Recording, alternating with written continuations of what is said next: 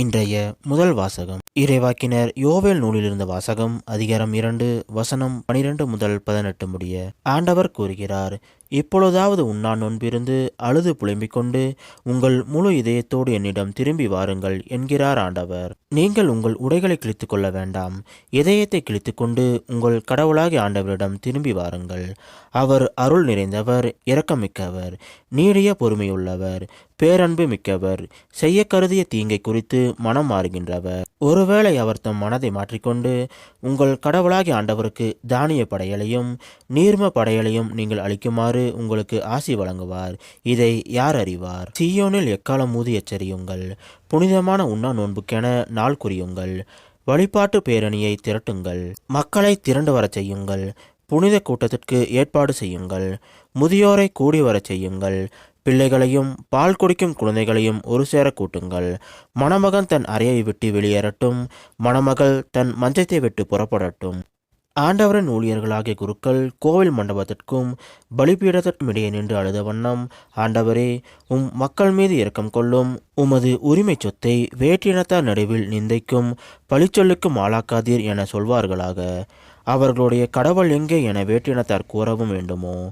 அப்பொழுது ஆண்டவர் தம் நாட்டின் மேல் பேரார்வம் கொண்டு தம் மக்கள் மீது கருணை காட்டினார். இது ஆண்டவர் வழங்கும் அருள்வாக்கு. இறைவா, உமக்கு நன்றி. இன்றைய இரண்டாம் வாசகம் திருத்தூதர் பவுல் கொரிந்தியருக்கு எழுதிய 2ஆம் திருமுகத்திலிருந்த வாசகம் அதிகாரம் 5 வசனம் 20 முதல் அதிகாரம் 6 வசனம் 2 முடிய. சகோதர சகோதரிகளே, நாங்கள் கிறிஸ்துவின் தூயவர்களாயிருக்கின்றோம். கடவுளை எங்கள் வாயிலாக வேண்டுகோள் விடுக்கின்றார். ஆகவே கடவுளோடு ஒப்புரவாகுங்கள் என்று கிறிஸ்துவின் சார்பில் நாங்கள் மன்றாடுகின்றோம். நம் கிறிஸ்து வழியாக நமக்கு ஏற்புடையவராகுமாறு கடவுள் பாவம் அறியாத அவரை பாவ நிலையேற்கச் செய்தார். நீங்கள் கடவுளிடமிருந்து பெற்றுக்கொண்ட அருளை வீணாக்க வேண்டாம் என அவரோடு இணைந்து உழைக்கும் நாங்கள் கேட்டுக்கொள்கிறோம். தகுந்த வேளையில் நான் உமக்கு பதிலளித்தேன், விடுதலை நாளில் உமக்கு துணையாயிருந்தேன் என கடவுள் கூறுகிறார். இதுவே தகுந்த காலம், இன்றே மீட்பு நாள். இது ஆண்டவர் வழங்கும் அருள்வாக்கு. இறைவா, உமக்கு நன்றி. இன்றைய நற்செய்தி புனித மத்தேயு எழுதிய நற்செய்தியிலிருந்து வாசகம் அதிகாரம் 6 வசனம் 1 முதல் 6 முடிய மற்றும் 16 முதல் 18 முடிய. அக்காலத்தில் இயேசு தம் சீடர்களை நோக்கி கூறியது, மக்கள் பார்க்க வேண்டுமென்று அவர்கள் முன் உங்கள் அரசியல்களை செய்யாதீர்கள். இதை குறித்து நீங்கள் எச்சரிக்கையாயிருங்கள், இல்லையென்றால் உங்கள் விண்ணக தந்தையிடமிருந்து உங்களுக்கு கைமாறு கிடைக்காது. நீங்கள் தர்மம் செய்யும்போது உங்களை பற்றி தம்பட்டம் அடிக்காதீர்கள். வெளிவேடக்காரர் மக்கள் புகழ வேண்டுமென்று தொழுகை கூடங்களிலும் சந்துகளிலும் நின்று அவ்வாறு செய்வர்.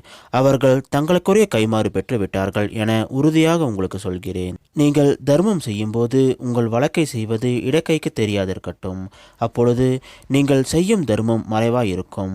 மறைவாய் உள்ளதை காணும் உங்கள் தந்தையும் உங்களுக்கு கைமாறு அளிப்பார். நீங்கள் இறைவனிடம் வேண்டும் பொழுது வெளிவேடக்காரரை போல் இருக்க வேண்டாம். அவர்கள் தொழுகை கூடங்களிலும் வீதியோரங்களிலும் நின்று கொண்டு மக்கள் பார்க்க வேண்டுமென இறைவேண்டல் செய்ய விரும்புகிறார்கள். அவர்கள் தங்களுக்குரிய கைமாறு பெற்றுவிட்டார்கள் என உறுதியாக உங்களுக்கு சொல்கிறேன். ஆனால் நீங்கள் இறைவனிடம் வேண்டும் பொழுது உங்கள் உள்ளறைக்கு சென்று கதவை அடைத்துக்கொண்டு மறைவாய் உள்ள உங்கள் தந்தையை நோக்கி வேண்டுங்கள். மறைவாய் உள்ளதை காணும் உங்கள் தந்தையும் உங்களுக்கு கைமாறு அளிப்பார். மேலும் நீங்கள் நோன்பு இருக்கும்போது வெளிவேடக்காரரை போல முகவாட்டமாய் இருக்க வேண்டாம். தாங்கள் நோன்பு இருப்பதை மக்கள் பார்க்க வேண்டுமென்றே அவர்கள் தங்கள் முகங்களை விகாரப்படுத்திக் கொள்கிறார்கள்.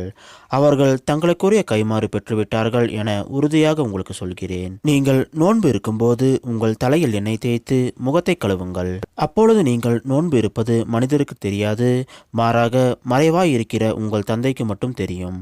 மறைவாய் உள்ளதை காணும் உங்கள் தந்தையும் உங்களுக்கு ஏற்ற கைமாறு அளிப்பார். இது கிறிஸ்து வழங்கும் நற்செய்தி. கிறிஸ்துவே, உமக்கு புகழ்.